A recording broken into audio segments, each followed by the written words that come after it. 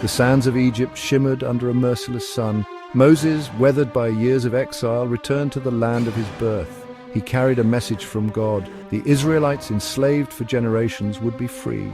Moses stood before Pharaoh, a ruler who saw himself as a god. He demanded the release of his people. Pharaoh scoffed. His heart, hardened by pride, refused to yield. The stage was set for a clash of wills, a battle between a king and a god. The Israelites, weary from toil, dared to hope. Could this be their moment of liberation? Whispers of Moses' return spread through the slave quarters. Hope, like a fragile flame, flickered in their hearts. Pharaoh's defiance cast a long shadow. He would not relinquish his slaves easily. The air crackled with tension. Moses, guided by God, warned Pharaoh of dire consequences. Refusal would bring plagues upon Egypt, plagues that would test the very foundations of their world. Pharaoh, blinded by arrogance, dismissed Moses' words. He saw them as the ravings of a madman. His heart remained unmoved, his resolve unshaken.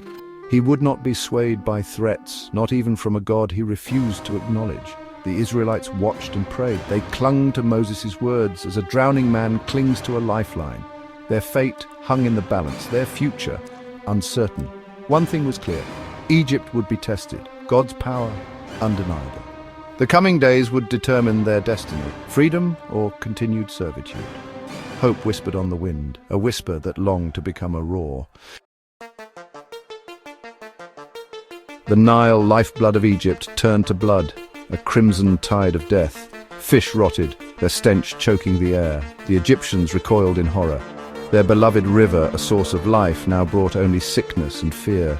Still, Pharaoh's heart remained hardened. He clung to his defiance. He would not be broken. Frogs, slimy and countless, swarmed the land. They invaded homes, fields, and temples. Their croaking filled the air, a cacophony of sound. Desperation gnawed at the Egyptians. Their pleas to Pharaoh fell on deaf ears. He remained unmoved, his heart a stone. The plagues were only beginning, each one a testament to God's power. Lice, tiny and relentless, infested every corner of Egypt. They burrowed into skin, causing unbearable itching. The Egyptians scratched until they bled, their bodies covered in sores. The stench of disease permeated the air. Even Pharaoh, cloistered in his palace, could not escape the plague's reach. His skin crawled, his resolve wavered. Flies, a buzzing, biting cloud, descended upon the land. They swarmed the streets, the homes, the very air. The Egyptians choked on their buzzing mass. Their livestock, already weakened, succumbed to the relentless onslaught. The stench of death filled the air. Pharaoh, desperate, offered a bargain. He would let the Israelites go, but only if the flies were driven away. Moses, guided by God, agreed. The flies vanished. Pharaoh, his heart still hardened, reneged on his promise.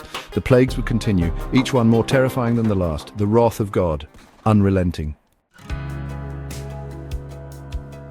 Section 3, Deliverance. The Israelites begin their exodus. Section 4, a sea-divided escape and the Pharaoh's demise.